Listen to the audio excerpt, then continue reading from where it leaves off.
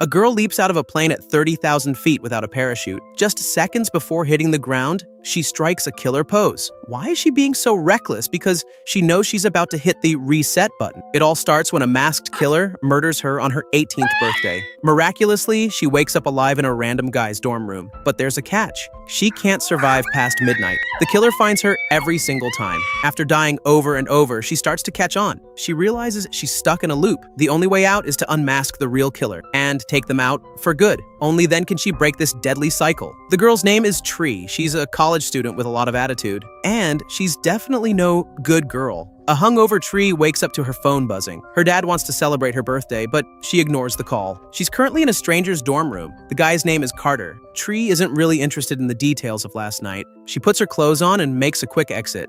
She turns heads all across campus. Her ex, Tim, corners her. He wants to know why she dumped him. Tree gives him a total queen bee response. I dumped you because I felt like it. Back at her dorm, things get weirdly sweet. Her roommate Lori offers her a homemade birthday cupcake. Instead of saying thanks, Tree blows out the candle and tosses the whole thing right into the trash. Then she heads off to class. But she's not there to study. She flirts with her professor, Dr. Gregory, right in the middle of class. After class, she follows him to the hospital where he works. In his office, things start to get heated. They're about to get busy, but the doctor's wife shows up and ruins the mood. That night, her friends throw her a surprise party. Tree is all dressed up but running late. In her rush, she doesn't notice someone is following her. While walking through a tunnel, she spots a music box. It's playing a creepy version of Happy Birthday. She thinks it's a prank from her friends. Just as she reaches for it, the masked killer appears right behind her. He just stares at her, silent and deadly. She threatens to call the cops. The killer runs away, but as soon as she exits the tunnel, the masked figure charges at her again. Tree trips and falls in a panic. The killer catches her. He plunges a knife toward her neck. But wait, she doesn't stay dead. She snaps awake in Carter's room all over again. She's completely confused. The phone rings again. Once more, she ignores her dad.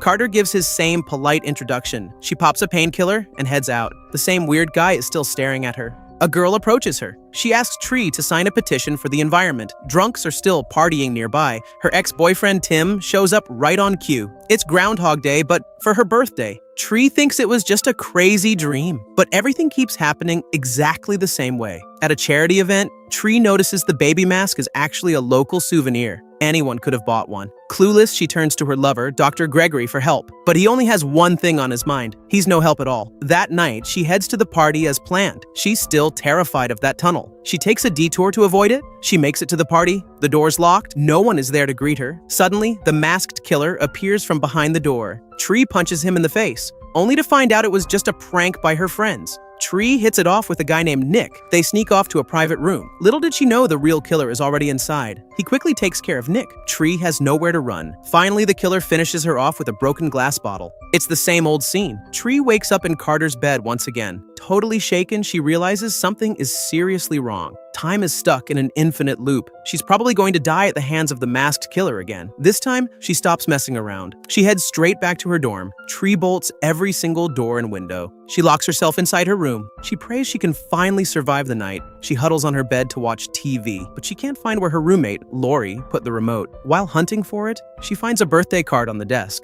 The baby mask on the cover catches her eye. It says, "Enjoy today, because there's no tomorrow." Suddenly, the TV starts switching channels on its own. The lights begin to flicker ominously. Every little thing terrifies her. Somehow, the masked killer is already inside the room. The doors and windows are trapped. With nowhere to run, Tree gets killed once more. She bolts upright in Carter's bed, screaming her head off. She scares the life out of Carter. On the verge of a breakdown, she sprints out the door. Everyone on campus stares at her like she's lost her mind. To her, every face looks like a potential killer. Luckily, Carter catches her before she completely snaps. She clings to him like a literal lifeline. She spills the whole story to him. Carter takes the chance to clear the air. He explains he just carried her home and watched over her. He didn't take advantage of her at all. Relieved, Tree decides to trust him. Carter breaks down the situation. Since it's Tree's birthday, the killer definitely picked this day on purpose.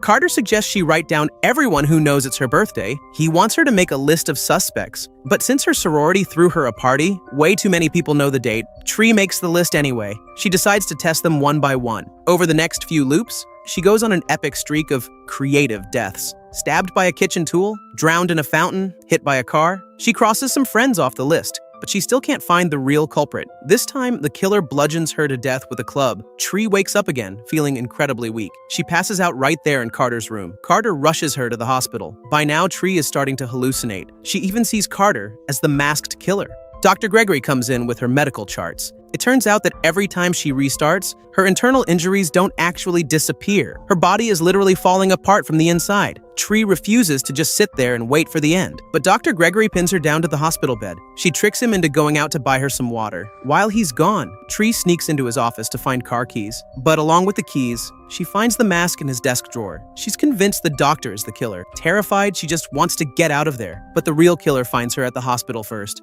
Dr. Gregory is caught off guard. He gets taken out in an instant. Tree scrambles down to the parking garage. She finds the doctor's car. She peels out of the hospital. She thinks she's finally ditched the killer. The small win goes to her head. Ecstatic, she starts speeding down the road. Naturally, a cop pulls her over. She's babbling so much the cop thinks she's on drugs. She goes with it and admits to drunk driving because being locked in a jail cell is definitely the safest place to be. Just as planned, the cop starts to arrest her, but before he can take her in, the masked killer catches up. He rams the police car and sends the cop flying. Handcuffed, Tree can only watch as the killer lights the gas tank. She is blown to bits as the car explodes.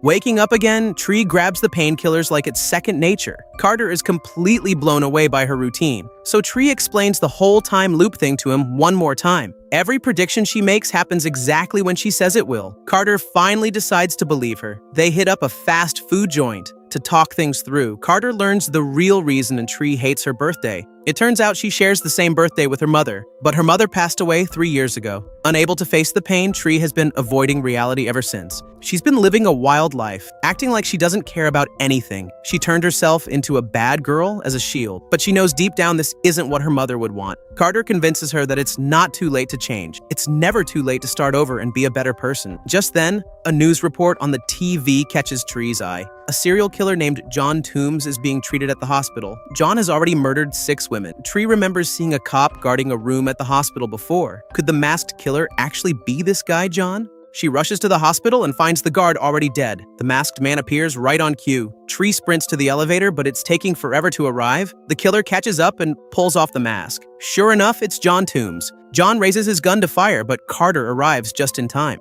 During the struggle, the gun falls to the floor, but Carter is no match for a seasoned killer like Jon. Tree grabs the gun, but she can't figure out how to fire it. Jon mockingly snaps Carter's neck. Tree hides in the stairwell to regroup. She manages to pull off a successful ambush on Jon. She has the chance to kill him right then and there, but she realizes if Jon dies now, Carter stays dead forever. So she chooses to enter to reset the day one more time. Waking up again, Tree is in a fantastic mood. She's head over heels for the brave and kind-hearted Carter. She makes a date with him to celebrate her birthday that night. She greets everyone she passes with a huge smile. Back at the dorm, she gives Lori a sincere apology. She hopes Lori can forgive her for being so selfish for so long. She officially ends her messy affair with Dr. Gregory. She stands up to a mean, self-centered girl on campus. Then Tree heads to a restaurant to meet her father, David. The two of them have a real heart-to-heart talk. They clear the air and finally move past their old grudges. They share a beautiful lunch together. Ready to leave the past behind, Tree heads to the hospital to deal with Jon. She swipes a guard's gun, but since she doesn't know how to use it, Jon overpowers her once again. Luckily, a brief power outage gives her a window of opportunity. Tree recovers the gun and successfully kills Jon.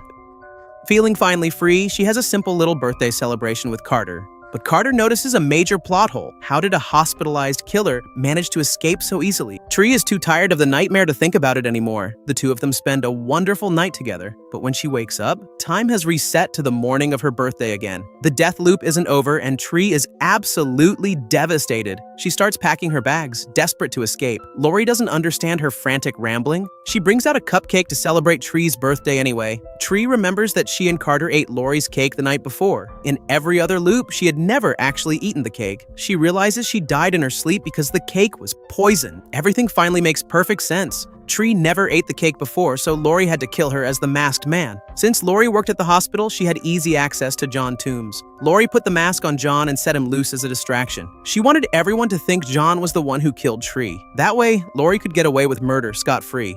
Tree demands that Lori take a bite of the cake to prove her innocence. Knowing exactly what's in it, Lori refuses to touch it. Tree threatens to take the cake straight to the police. Lori flies into a rage and attacks Tree. She finally admits she hates Tree because she's obsessed with Dr. Gregory. She was jealous because the doctor chose Tree over her. The two women get into a brutal brawl. During the struggle, Tree shoves the poisoned cake into Lori's mouth. Tree seizes the moment and kicks a panicked Lori out the window. The truth is finally out and the real killer is stopped. Since the dorm is now a crime scene, Tree moves into Carter's room. The next morning, the familiar alarm rings again. For a second, she thinks the loop has started again. She is ready for another nightmare. But Carter quickly reveals that he is only joking with her. It really is the next day. The loop is broken.